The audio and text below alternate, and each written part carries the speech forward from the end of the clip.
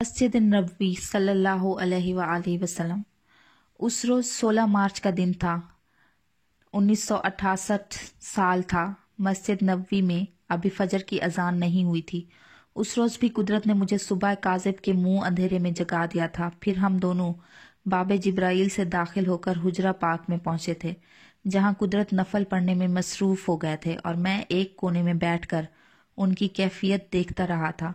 اس وقت قدرت اس باکسنگ گیند کی طرح تھے جو رسے سے بندھی ہوئی ہوتی ہے اور جسے باکسنگ کی مشق کرانے والے گھونسے مارتے رہتے ہیں۔ وہ اچھلتی ہے، گھومتی ہے، پھدکتی ہے، جھولتی ہے، لیکن رسے کے مرکز پر قائم رہتی ہے۔ حجرے میں لوگوں کا ہجوم قدرت کو چاروں طرف سے دھکے دے رہا تھا، لیکن وہ نماز کے رسے سے بندھے رہے۔ دھکے، ٹھوکریں، کلا بازیاں ان کی نیت نہیں توڑ سکتی تھیں۔ حجرے میں نفل ادا کرنے کے بعد وہ باہر سبز جنگلے کے پاس بڑے ادب، عجز اور انہماک سے دعا مانگتے رہے۔ پھر ہم دونوں مسجد کے وسطی صحن میں جا بیٹھے اور نماز فجر ادا کرنے کے لیے اذان کا انتظار کرنے لگے۔ اس وقت مسجد نبوی میں زیادہ لوگ نہیں تھے، 100-150 لوگ ہوں گے۔ وہ سب عبادت میں مصروف تھے اور اذان کا انتظار کر رہے تھے۔ دفتن سبز گنبد کی طرف سے اذان کی آواز بلند ہوئی۔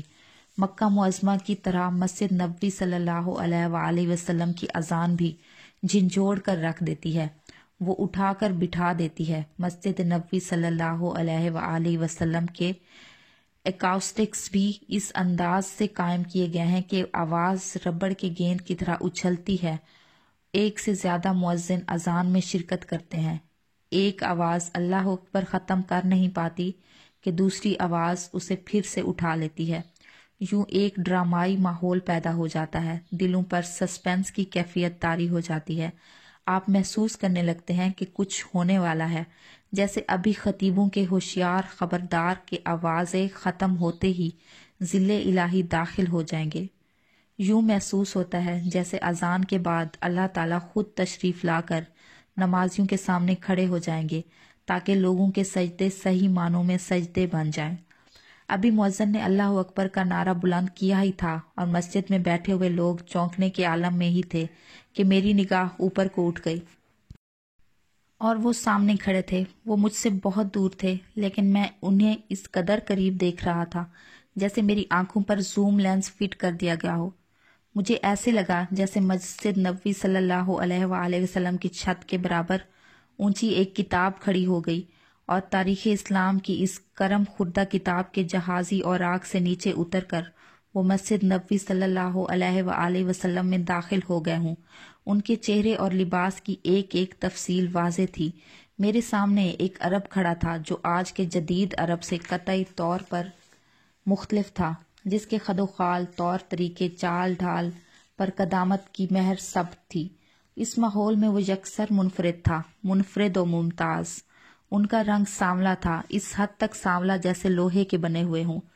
بشرے پروقار تھا، سنجیدگی تھی، مستعدی تھی، خرد مندی تھی، ہوشیاری تھی، معاملہ فہمی تھی، خود آگاہی تھی، جنگجوئی تھی، عزم تھا، سپہ سالاری تھی۔ انہیں دیکھ کر محسوس ہو رہا تھا کہ وہ منتظم ہیں، سردار ہیں، حکم دینے کے عادی ہیں۔ ان کا چہرہ نورانی نہیں تھا، جس کونے میں بیٹھ کر عبادت کرنا ان کا شعار نہ ہو۔ ان کے بشرے پر علم کی جھلک نہیں تھی، خود ستائی نہ تھی جو عالم کے چہرے پر تمبو کی طرح تنی ہوئی ہوتی ہے۔ وہ علم کے تخت پر جلوہ افروز نہیں تھے جیسے علماء ہوتے ہیں، اس کے برعکس ان کے انداز سے عمل مترشح ہو رہا تھا۔ یوں لگتا تھا جیسے کوئی سپاہی بازوؤں کے بل بوتے پر اپنے پاؤں پر کھڑا ہو۔ ان کے چہرے پر حوالگی یا سپردگی نہیں تھی، ان کے بشرے پر عجیب سی کرختگی پھیلی ہوئی تھی، بے نام سا کڑا پن۔ اس کڑے پن میں محافظین مسجد نبوی کی جھلک موجود تھی۔ پہلے دن جب میں نے محافظین حرم کو دیکھا تو میں حیران رہ گیا۔ ارے یہ کون ہے؟ میں نے قدرت سے پوچھا۔ یہ مسجد نبوی صلی اللہ علیہ وآلہ وسلم کے محافظ ہیں، انہوں نے جواب دیا۔ مسجد نبوی صلی اللہ علیہ وآلہ وسلم کے محافظ؟ ہاں، قدرت نے اثبات میں سر ہلایا۔ یہ کون سی مخلوق ہے؟ کیا مطلب؟ ان کے چہروں پر جذبات کی کوئی رمق نہیں، کوئی حرکت نہیں، جیسے منجمد ہوں، مکفل ہوں، سربستہ ہوں۔ دیکھ لیجئے، قدرت نے کہا، ایسے ہی ہیں دیکھ ہی تو رہا ہوں، آخر اس کی کوئی وجہ ہوگی۔ پتہ نہیں، وہ بولے، کیا انوار کی بارش احساسات کو منجمد کر دیتی ہے؟ کیا قرب کا تسلسل انسان کو مرد آہن بنا دیتا ہے؟ یہ کیسے ہو سکتا ہے؟ یہاں تو منجمد لوگ آ کر پگھل جاتے ہیں، مکفل دل اپنے پٹ کھول دیتے ہیں، آہنی قلب بہنے لگتے ہیں، خشک آنکھیں پرنم ہو جاتی ہیں۔ تو کیا اس کا یہ مطلب ہے کہ انوار کی رم جھم سیال بنا دیتی ہے، لیکن انوار کی موسلا دھار اور مسلسل بارش پھر سے منجمد کر دیتی ہے؟ دیر تک میں سوچ میں کھویا رہا، پھر میں نے پوچھا، آپ کو یقین ہے کہ یہ لوگ انسان ہی ہیں؟ کیا مطلب؟ قدرت نے پوچھا۔ شاید جن ہوں اور انسان کی شکل میں جہاں گھومتے پھرتے ہوں۔ آپ نے باب نسواں پر متعین پاپوش محافظ کو غور سے دیکھا ہے کیا؟ قدرت نے پوچھا۔ مکہ معظمہ سے مدینہ منورہ کو آتے ہوئے قدرت نے مجھ سے کہا تھا کہ مدینہ منورہ مکہ شریف سے مختلف ہے۔ آپ کا مطلب ہے کہ دونوں مسجدوں کی تعمیر میں فرق ہے؟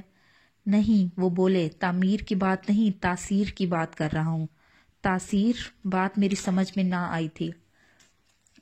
ماحول کے تاثرات مختلف ہیں۔ یوں سمجھ لیجئے کہ مکہ معظمہ قانون ہی قانون ہے اور مدینہ رحمت ہی رحمت۔ قدرت نے وضاحت کی، پھر بھی نہ سمجھا۔ اس پر قدرت نے مجھے یہ واقعہ سنایا، مکہ معظمہ میں بچوں کو حرم میں داخل ہونے کی اجازت نہیں، لیکن مسجد نبوی میں بچے کھیلیں یا شور مچائیں تو انہیں کوئی نہیں روکتا۔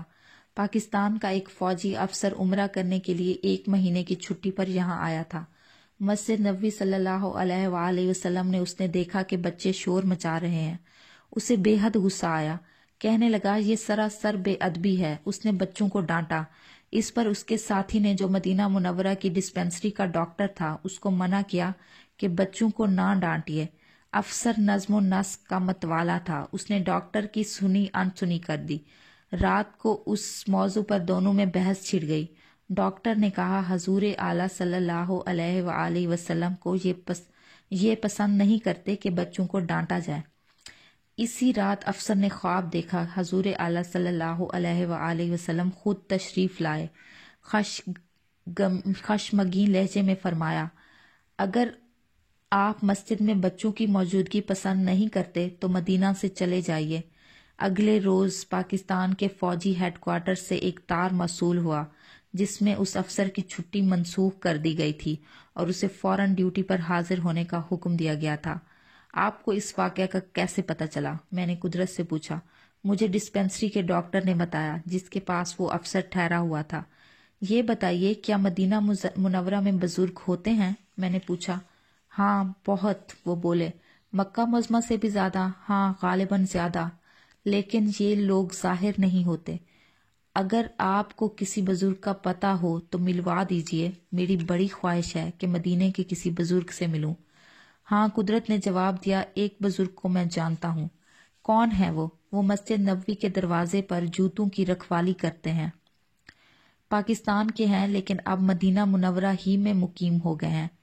آپ کو ان کی بزرگی کا کیسے علم ہے؟ میں نے پوچھا۔ پچھلی مرتبہ جب میں مدینہ منورہ حاضر ہوا تھا تو میں نے دیکھا کہ باب نسواں سے باہر دہلیز پر ایک آدمی بیٹھا سردی میں ٹھٹر رہا ہے۔ میں گھر جا کر ایک کوٹ اور ایک سویٹر اٹھا لایا اور آ کر اس آدمی کو پیش کیا۔ اس نے قبول کیا۔ میں نے پوچھا، آپ کا ٹھکانہ کون سا ہے؟ بولا، صبح شام یہیں پڑا رہتا ہوں، آج تک مسجد نبوی میں داخل ہونے کی ہمت نہیں پڑی۔ جب حضور صلی اللہ علیہ وآلہ وسلم خود بلائیں گے تو حاضری دوں گا۔ میں نے کہا، مسجد نبوی میں جاتے کیوں نہیں؟ بولا، جانے لگتا ہوں تو احساس گناہ اس حد تک طاری ہو جاتا ہے کہ خود کو کتا دیکھنے لگتا ہوں۔ اس حالت میں داخل ہونے کی جرت کیسے کر سکتا ہوں؟ میں نے پوچھا، ٹھکانہ تو خیر ہوگا، کھانے کا انتظام کیا ہے؟ بولا، یہاں اس کا ذکر نہیں۔ ایک ولی یہاں بلیوں کے لیے کھانا اکٹھا کرنے پر مامور ہے، سارا دن سر پر ٹوکری اٹھائے پھرتا ہے، جگہ جگہ سے کھانے کے ٹکڑے اکٹھے کرتا رہتا ہے، اور پھر جب کھانے کے وقت وہ ٹوکری لے کر آتا ہے تو مدینہ کی ساری بلیاں میاؤں میاؤں کرتی ہوئی اکٹھی ہو جاتی ہیں۔ جس شہر میں بلیوں کا اتنا انتظام ہے وہاں انسان کیسے بھوکا رہ سکتا ہے؟ میں نے اس سے پوچھا، کیا تو اس ولی کو جانتا ہے جو بلیوں کی خوراک جمع کرنے پر مامور ہے؟ وہ بولا، میں نہیں جانتا، وہ سامنے باب نسواں میں جو شخص جوتوں کی رکھوالی کرتا ہے وہ اسے جانتا ہے۔ تو جوتوں کے رکھوالے سے واقف ہے کیا؟ میں نے پوچھا۔ نہیں، وہ بولا، میں یہاں دن رات جو پڑا رہتا ہوں، میں نے اسے اکثر احکامات جاری کرتے ہوئے دیکھا ہے۔ یہ شخص انتظامیہ کا کارکن معلوم پڑتا ہے۔ جب میں پہلے روز مدینہ منورہ میں پہنچا تھا، اس روز قدرت کی طبیعت ناساز تھی اور میں اکیلا مسجد نبوی کے باہر سے طواف کر رہا تھا۔ اس روز میں نے پاپوش چوکیدار کو غور سے دیکھا تھا۔ اس کی آنکھوں میں گویا ایٹم پھوٹ رہے تھے۔ اس نے پھر مجھ پر ایک نگاہ ڈالی تھی اور میں نے محسوس کیا تھا جیسے میں ذبح کیا ہوا بکرا تھا جو کسائی کی دکان پر سیخ سے ٹنگا ہوا ہو۔ میں نے قدرت کو اس ملاقات کی تفصیلات بتائیں تو ہنسنے لگے۔ بولے، بزرگوں کو یوں دہقانوں کی طرح آنکھیں پھاڑ پھاڑ کر نہیں دیکھا کرتے، تو پھر کس طرح دیکھا کرتے ہیں؟ میں نے پوچھا۔ اس کے آداب ہوتے ہیں، مجھے تو آداب نہیں آتے۔ میں نے جواب دیا، آپ یوں کریں کہ مدینہ منورہ کے قیام کے دوران جب بھی مسجد نبوی میں داخل ہوں تو ہمیشہ باب نسواں سے داخل ہوں۔ وہ دروازہ تو عورتوں کے لیے مخصوص ہے۔ اگر میں مسلسل اس دروازے سے داخل ہوتا رہا تو کسی روز پٹ جاؤں گا۔ ممکن ہے پاپوش بابا خود اس بات پر ناراض ہو جائیں۔ نہیں نہیں، قدرت نے کہا، مناسب احترام اور عزت سے باب نسواں سے گزریے، پاپوش بابا کو سلام کیجیے، لیکن ٹکٹکی باندھ کر ان کی طرف نہ دیکھیے، اور جب آپ مسجد نبوی سے باہر آئیں تو ہر بار انہیں 1 ریال پیش کیجیے۔ اس روز سے میرا معمول ہو گیا کہ باب نسواں سے مسجد نبوی میں داخل ہوتا، آنکھیں جھکا کر پاپوش بابا کو سلام کرتا اور واپسی پر انہیں 1 ریال پیش کرتا۔ چونکہ دن میں کئی ایک بار مسجد نبوی میں جاتا تھا، لہٰذا دوسرے دن ہی پاپوش بابا نے بات بھانپ لی۔ انہوں نے غور سے مجھے دیکھا، لیکن میں ان کی نگاہ سے اس قدر خائف تھا کہ میں نے اپنی نظریں ان کے قدموں پر مرکوز کیے رکھیں۔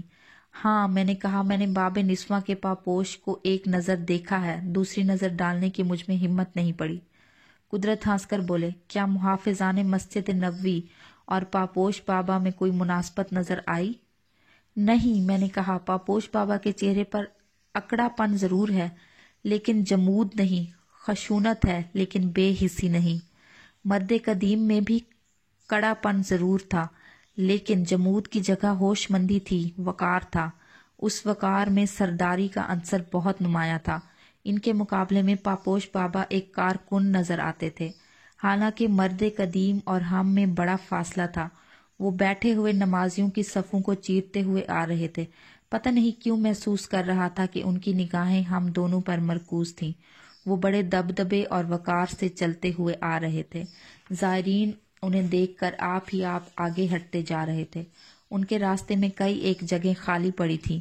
کئی ایک صفوں میں نمازی یوں پھیل کر بیٹھے ہوئے تھے کہ 2-2 4-4 نشستوں کی جگہ بن سکتی تھی، لیکن مرد قدیم کہیں بھی نہ رکے۔ میں نے قدرت کی طرف دیکھا، وہ آنکھیں جھکائے بیٹھے تھے، لیکن جھکی جھکی آنکھوں کا انداز بتا رہا تھا کہ وہ بن دیکھے سب کچھ دیکھ رہے ہیں۔ آپ اس شخص کو دیکھ رہے ہیں کیا؟ میں نے پوچھا۔ کون شخص؟ انہوں نے کھوکھلی آواز میں سوال کیا۔ وہ جو سامنے صفیں چیرتا ہوا آ رہا ہے۔ قدرت نے آنکھیں یوں اوپر اٹھائیں جیسے کچھ جانتے ہی نہ تھے۔ دیکھا نا، آپ نے بے شک عرب دیکھے ہیں، لیکن آج کے عرب سے کتنے مختلف ہیں۔ یوں لگتا ہے جیسے تاریخ اسلام کے بوسیدہ صفحات سے نکل کر آ رہے ہوں۔ ہاں، وہ بولے، یوں لگتا ہے جیسے وہ سیدھے ہماری طرف آ رہے ہوں۔ نہیں، قدرت نے کہا، غالباً کوئی جگہ تلاش کر رہے ہیں۔ اسی دوران میں مؤذن اذان کے اختتام تک پہنچ گئے تھے اور آخری اللہ اکبر پر ڈرامائی کیفیت کا نقطہ عروج پہنچ چکا تھا۔ اس پر مسجد میں بیٹھے ہوئے لوگ سب نماز کے لیے اٹھ کھڑے ہوئے۔ مسجد کے صدر دروازے سے جو ہمارے عقب میں تھا، نمازیوں کا ایک تازہ ریلا داخل ہوا۔ ان کے لیے جگہ بنانے کی غرض سے پچھلی صفوں کے لیے نمازی اگلی صفوں میں داخل ہونے لگے۔ بہت سے لوگ پچھلی صف سے نکل کر ہماری صف میں آنے لگے۔ پیچھے سے ایک ہاتھ میرے کندھے پر آ پڑا۔ میں نے کنکھیوں سے بائیں جانب دیکھا۔ کوئی شخص میرے اور قدرت کے درمیان زبردستی گھسنے کی کوشش کر رہا تھا۔ ایک ہاتھ سے قدرت کو دائیں طرف دھکیل رہا تھا، دوسرے ہاتھ سے مجھے بائیں طرف۔ حالانکہ حج کے دوران قدرت نے بار بار مجھے تاکید کی تھی کہ حرمین میں دل کو آزردگی سے آلودہ ہونے سے حد الوسع بچاؤ۔ مسجد میں جگہ ہو یا نہ ہو، دل میں ضرور جگہ ہو۔ سجدہ کرنے میں کتنی ہی تکلیف کیوں نہ ہو، نماز میں توجہ قائم رہے یا نہ رہے، چاہے کچھ بھی ہو جائے، دل میں غصہ یا خفگی یا آزردگی پیدا نہ ہو، چونکہ یہاں مثبت رویے سے بڑھ کر کوئی اور تفصیل اہم نہیں۔ اس وقت میں قدرت کی اس تلقین کو قطعاً بھول گیا۔ یہ کون بدتمیز ہے، میں نے سوچا، جو زبردستی ہم دونوں میں حائل ہو رہا ہے۔ میں اسے حائل ہونے نہیں دوں گا، بالکل نہیں۔ میں نے قدرت کی طرف اپنا دباؤ اور بڑھایا۔ اس کے ساتھ ہی میرے غصے میں مزید اضافہ ہو گیا۔ بھلے مانس اول تو صف میں اب گنجائش ہی نہیں ہے، اور اگر آنا ہی ہے تو بے شک آ جا، قدرت کے دائیں ہاتھ آ جا۔ یہ کیا تک ہے کہ ایک تو زبردستی ہم دونوں کے درمیان گھسنے پر مصر ہے؟ کوئی بات ہے بھلا؟ نہیں نہیں، میں تجھے ادھر گھسنے نہیں دوں گا۔ میں نے قدرت کی طرف اپنا دباؤ اور بڑھا دیا۔ اگر امام کچھ دیر اور توقف کرتا تو میں اپنا دباؤ قائم رکھتا، لیکن امام نے نیت باندھ کر تکبیر پڑھ دی۔ میرے ہاتھ اوپر کو اٹھے اور وہ شخص ہم دونوں کے درمیان گھس کر کھڑا ہو گیا۔ اس پر مجھے غصہ آیا کہ میں بھول گیا کہ کہاں ہوں، کون ہوں، کیا کر رہا ہوں۔ مسجد میری نگاہوں سے روپوش ہو گئی اور نماز میکینیکل اٹھک بیٹھک ہو کر رہ گئی۔ لاؤڈ سپیکر شور ضرور مچا رہے تھے، لیکن ان کی الفاظ میں کوئی مفہوم باقی نہ رہا تھا۔ میرے دل میں غصے کی کھچڑی پکتی رہی، ابال آتے رہے، جھاگ اٹھتی رہی۔ نماز کا چھکڑا گاڑی بان کے بغیر چلتا رہا، حتیٰ کہ امام نے سلام پھیر دیا۔ جب میں نے داہنے ہاتھ دیکھتے ہوئے سلام پھیرا تو حیرت سے میں بت بن کر رہ گیا۔ میرے دائیں ہاتھ قدرت اور میرے درمیان وہ خود بیٹھے تھے، مرد قدیم۔ انہوں نے سلام کرنے کے لیے بائیں ہاتھ منہ موڑا، مگر میں انہیں کی طرف دیکھتا رہ گیا۔ ان کی آنکھوں سے شفقت بھری نگاہ مجھ پر پڑی، کرم فرمائی کی ایک پھوار سی مجھ پر گری، اور میں بھیگ گیا، اس قدر بھیگ گیا کہ نہ وہ غصہ رہا، نہ خفگی، نہ کھچڑی، نہ ابال۔ چاہیے تو یہ تھا کہ رد عمل کے طور پر میں احساس ندامت سے بھیگ جاتا، لیکن ان کی توجہ کا اثر اس قدر شدید تھا کہ ندامت کو بھی ساتھ ہی بہا کر لے گیا۔ جب میں نے دور سے انہیں دیکھا تھا تو وہ مجھے مرد آہن نظر آتے تھے۔ ان کے چہرے پر وقار بھی خشونت تھی، لیکن اب جب کہ قریب بیٹھ کر میں نے انہیں محسوس کیا تو وہ سراسر شفقت تھے۔ ان کے وجود سے شفقت کی شعاعیں یوں نکل رہی تھیں جیسے زمین سے کشش ثقل کی لہریں نکلتی ہیں۔ ان کے ہاتھوں، بازوں اور آنکھوں سے جذبہ ہمدردی کے بھباکے اٹھ رہے تھے۔ یا اللہ، یہ کیا اسرار ہیں! اس پروقار خود آگاہ سپہ سالار کو قریب آ کر کیا ہو گیا؟ کا یہ ان کی شخصیت کی چوتھی سمت ہے؟ لیکن یہ تو باقی سمتوں کی نفی کر رہی ہے۔ ظاہری سمت تو ہٹ کر رہنے کا احساس دلا رہی تھی، لیکن یہ سمت قریب قریب بلا رہی ہے، قریب اور قریب اور قریب۔ اس قرب میں ایک عجیب سی لذت تھی۔ میں نے اپنا آپ اس لذت کے حوالے کر دیا، اور پھر مجھے یوں لگا جیسے میں کسی شفقت کے سمندر کے ساحل پر لیٹا ہوں، اور لہروں کا بہاؤ بڑے پیار سے مجھے چھوتا ہے، اور پھر وہ لہریں مجھے اپنی گود میں بھینچ لیتی ہیں۔ سارا سمندر سمٹ کر ماں کی گود بن گیا تھا۔ دعا پڑھنے سے پہلے مرد قدیم نے جیب سے ایک لکڑی نکالی، اسے بصد احترام آنکھوں سے لگایا، چوما، اور پھر ہاتھ دعا کے لیے پھیلا دیے۔ دعا کے بعد کرم فرمائی کہ اس سمندر میں گویا جوار بھاٹا اٹھنے لگا۔ انہوں نے بازو پھیلا کر مجھے آغوش میں لے لیا اور قریب تر کھینچ لیا۔ پھر انہوں نے دایاں بازو پھیلایا اور قدرت کو کھینچ کر قریب تر کر دیا۔ پھر وہ میری طرف متوجہ ہو گئے، اپنے بائیں ہاتھ سے مجھے تھپکنے لگے۔ ان کے بازوؤں سے گویا میسمرزم کی لہریں نکل رہی تھیں۔ ان کے لمس سے ایک عجیب سی کیفیت پیدا ہو جاتی تھی، ایک بے نام سا سکون، ایک بے نام سی فرحت، جیسے انڈے کو انکیوبیٹر میں رکھ دیا گیا ہو۔ نماز کے بعد وہ 10-15 منٹ ہمارے پاس بیٹھے رہے۔ اس عرصے میں ان کے بازوؤں، ہاتھوں، انگلیوں اور نگاہوں نے ایک طوفان برپا کیے رکھا۔ کبھی وہ میرے لیے جگہ بناتے، کبھی میرے حاجی بیگ کو یہاں سے اٹھا کر وہاں رکھ دیتے، کبھی میری کمر کو تھپکتے، کبھی میرا ہاتھ اپنے ہاتھ میں تھام لیتے۔ ان کی توجہ تلے میں یوں محسوس کرنے لگا جیسے میں خشک رس گلے کو شیرے میں ڈال دیا گیا ہو اور اس کا ذرہ ذرہ مٹھاس سے بھر کر نچڑنے لگا ہو۔ ان کی توجہ ہم دونوں پر ایک سی تھی۔ اس وقت ہم دونوں مٹھاس سے نچڑ رہے تھے۔ میں نے قدرت کی طرف دیکھا، وہ سر جھکائے عجز سے سرشار، یوں بیٹھے تھے جیسے دلہن لباس عروسی میں سر جھکائے بڑے معصوم انداز میں بیٹھی ہوتی ہے، لیکن اس کی آنکھوں سے صاف ظاہر ہوتا ہے کہ اسے علم ہے، وہ جانتی ہے، سمجھتی ہے کہ کیا ہو رہا ہے۔ میں آج تک قدرت کی زبان سے کچھ نہیں جان سکا، جب بھی جانا ان کی آنکھوں سے جانا، نگاہ سے سمجھا۔ یہ درست ہے کہ نگاہ ساری بات نہیں بتاتی، تفصیل سے نہیں نوازتی، لیکن بنیادی طور پر نفی اسبات کی جھلک کو ضرور واضح کر دیتی ہے۔ عورت کے متعلق عام طور سے کہا جاتا ہے کہ اگر وہ نہ کہہ دے تو مطلب ہوتا ہے شاید، اگر وہ شاید کہے تو مطلب ہوتا ہے ہاں، اور اگر وہ ہاں کہہ دے تو سمجھ لو وہ عورت ہی نہیں۔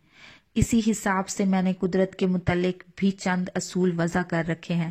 اگر وہ زبان سے کہیں پتہ نہیں تو مطلب ہے کچھ کچھ پتہ ہے، اگر وہ کہیں شاید ایسا ہی ہو تو مطلب ہے ایسا ہی ہے، اور اگر وہ کہیں ہاں مجھے پتہ ہے تو یقین جانو وہ قدرت ہی نہیں اور شخص ہے۔ یہ تو قدرت کی زبان کی بات ہوئی۔ ویسے عام طور پر زبان انسان کا واحد عضو ہے جو جھوٹ بول سکتا ہے، جو بات پر پردہ ڈالنے کی قدرت رکھتا ہے۔ مرد قدیم کی موجودگی میں قدرت سے بات کرنے کا سوال ہی پیدا نہ ہوتا تھا، لیکن میں کانی آنکھ سے ان کی تاثرات کو دیکھ رہا تھا۔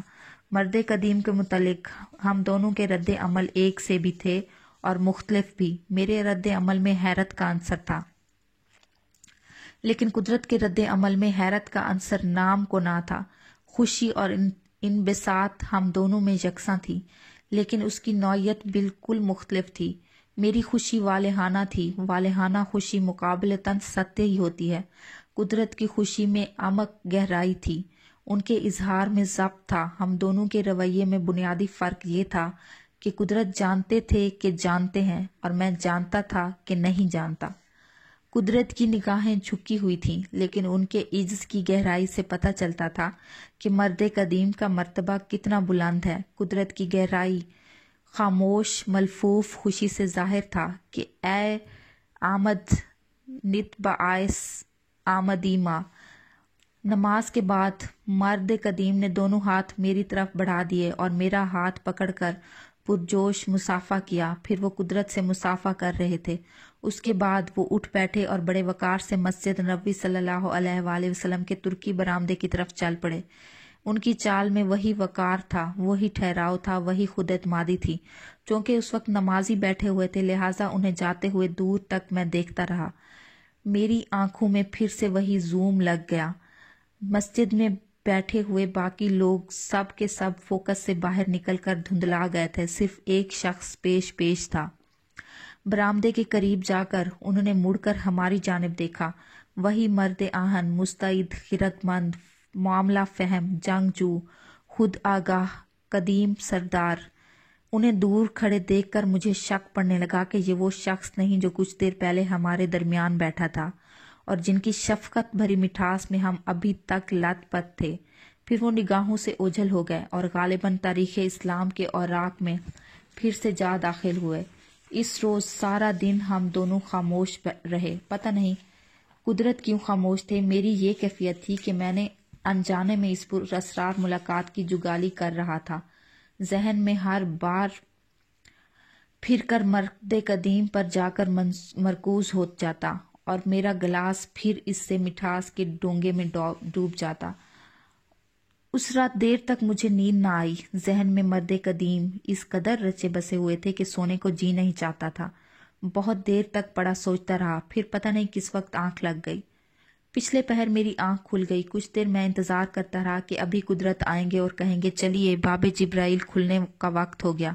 قدرت نہ آئے تو مجھے خیال پیدا ہوا کیوں نہیں خود انہیں جگا دوں۔ چونکہ دیر ہو گئی تو وہ حجرہ میں نفل ادا کرنے کی سعادت سے محروم رہ جائیں گے اور پھر سارا دن احساس محرومی میں ڈوبے رہیں گے۔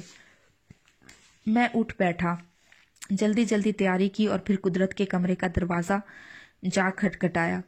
قدرت نے دروازہ کھولا۔ سو رہے تھے آپ؟ میں نے پوچھا۔ نہیں، وہ بولے۔ تو پھر جانے کی تیاری نہیں کی؟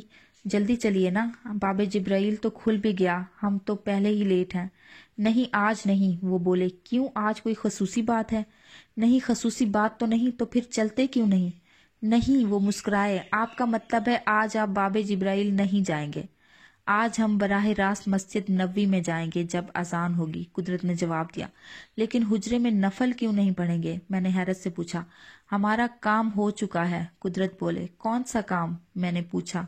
مطلب ہے کہ جو ہم کو کرنا تھا کر لیا ہے، پھر بھی وہاں جانے میں کیا حرج ہے؟ میں نے پوچھا۔ نہیں، وہ بولے، مناسب نہیں۔ مناسب کیوں نہیں؟ خواہ مخواہ وہاں جا کر بھیڑ کرنا مناسب نہیں، یہ تو دوسرے کے راستے میں حارج ہونے کے برابر ہوگا۔ تو کیا سبز جنگلے کے پاس دعا بھی نہیں کریں گے؟ میں نے پوچھا۔ نہیں، وہ بولے، مناسب نہیں۔ دو ایک ساتھ تو میں مناسب اور نامناسب کے اس نئے زاویے پر حیران رہا۔ پھر مجھے وہ دن یاد آ گیا۔ اس دن اتفاقاً قدرت مجھے لاہور میں مل گئے تھے۔ میرا ارادہ تھا کہ داتا صاحب کو سلام کرنے کے لیے حاضری دوں۔ میں نے قدرت سے پوچھا، آپ کو کوئی مصروفیت تو نہیں؟ بولے، نہیں۔ میں نے کہا، تو چلیے داتا صاحب چلیں۔ بولے، آپ اکیلے ہو آئیں۔ میں نے قدرت سے پوچھا، کیوں؟ جب آپ کو کوئی مصروفیت نہیں تو پھر جانے میں کیا حرج ہے؟ قدرت کہنے لگے، ایسے بڑے دربار میں ایسے تو نہیں جا سکتے۔ سر پر ٹوپی رکھی، پاؤں میں جوتا پہنا اور چل پڑے۔ ساری دنیا جانتی ہے، میں نے کہا۔ انہوں نے میری بات کو انسنا کر دیا۔ کہنے لگے، بزرگوں کے روبرو جانے کے کچھ آداب ہوتے ہیں، حاضری دینے کے آداب ہوتے ہیں، عرض کرنے کے آداب ہوتے ہیں۔ پھر مجھے محترمہ عطیہ کی بات یاد آ گئی۔ محترمہ عطیہ صاحبہ پہلی مرتبہ عمرہ کر کے آئیں تو میں نے انہیں یہ سعادت حاصل کرنے پر مبارکباد پیش کی۔ برسبیل تذکرہ کہنے لگی، مدینہ منورہ میں حاضری دینے کا مزہ نہیں آیا۔ میں نے پوچھا، وہ کیوں؟ کہنے لگی، حضور صلی اللہ علیہ وآلہ وسلم کی خدمت میں حاضری کے کچھ آداب ہوتے ہیں، انہیں ملحوظ خاطر رکھے بغیر حاضر ہونے میں وہ مزہ تو نہیں۔ اب تو مجبوری تھی، اس لیے میں نے مسجد نبوی میں بیٹھ کر عہد کیا تھا کہ انشاءاللہ ایک بار پھر حاضری دوں گی، باقاعدہ طور پر حاضری دوں گی۔ حضور قدرت اسی باقاعدگی اور انہی آداب کو پیش نظر رکھ کر کہہ رہے ہیں۔ قدرت اور میں، ہم دونوں فرد تھے، ایک ساتھ حج کرنے آئے تھے، ایک جگہ رہتے تھے، ایک ساتھ حاضری دیتے تھے، لیکن ان کی حاضری اور میری حاضری میں کتنا فرق تھا۔ میں نے سوچا، اگر صاف بات کر دوں تو قدرت پہلو بچا جائیں گے، لہٰذا کیوں نہ برسبیل تذکرہ بات کروں۔ میں نے کہا، مجھے تو رات بھر نیند نہیں آئی۔ کیوں؟ وہ بولے۔ مرد قدیم آنکھوں کے سامنے کھڑے رہے۔ اچھا، وہ بولے، آپ کو ان کا خیال نہیں آیا کیا؟ آیا تھا، وہ بولے۔ کیسے آیا؟ میں نے انہیں چھیڑا۔ عجیب بات ہے، وہ بزرگ نہیں دکھتے تھے، پھر کیا تھے وہ؟ اچھے لوگ تھے، قدرت نے جواب دیا۔ کتنے اچھے تھے بھلا؟ اس پر قدرت چھلک گئے، بولے، انہیں رخصت ہوئے 24 گھنٹے ہو چکے ہیں، لیکن ان کی خوشبو ابھی تک جوں کی توں باقی ہے۔ اس کے 1 سال بعد جب ہم اسلام آباد میں بیٹھے تھے، قدرت، عفت، محترمہ عطیہ اور میں، تو مجھے قدرت کا یہی جملہ یاد آ گیا۔ میں نے عطیہ صاحبہ سے کہا کہ مسجد نبوی میں ہمیں ایک ایسے بزرگ سے ملنے کی سعادت ہوئی جن کی خوشبو قدرت کے لیے کئی ایک دن قائم رہی۔ سچ؟ عطیہ نے شدت اشتیاق سے پوچھا۔ سچ، میں نے کہا، چاہے پوچھ لیجئے ان سے۔ عطیہ نے قدرت کی طرف دیکھا۔ قدرت نے کچھ کہے بغیر سر اس بات میں ہلا دیا۔ کون تھے وہ؟ عطیہ نے پوچھا۔ قدرت نے کچھ منہ سے کہے بغیر ہاتھ ہلا کر اللہ جانے کا اشارہ کیا۔ یہی تو میں آپ سے پوچھنے کے لیے بے قرار تھا۔ میں نے عطیہ سے کہا، اب آپ جو یہاں تشریف لائی ہیں تو ذرا دیکھ کر بتائیے تو صحیح کہ وہ کون بزرگ تھے۔ عطیہ نے قدرت کی طرف دیکھا، وہ چپ چاپ بیٹھے تھے۔ یہ بھانپ کر کہ قدرت کو کوئی اعتراض ہے، عطیہ با ادب بیٹھ گئیں، سر جھکا لیا اور مراقبہ میں چلی گئیں۔ کچھ دیر کے بعد عطیہ نے سر اٹھایا، ان کا چہرہ خوشی سے کھلا ہوا تھا، آنکھوں میں انبساط کی بھیڑ تھی۔ بولی، وہ بزرگ جو مسجد نبوی میں آپ کے پاس تشریف فرما تھے، شہدائے بدر میں سے تھے۔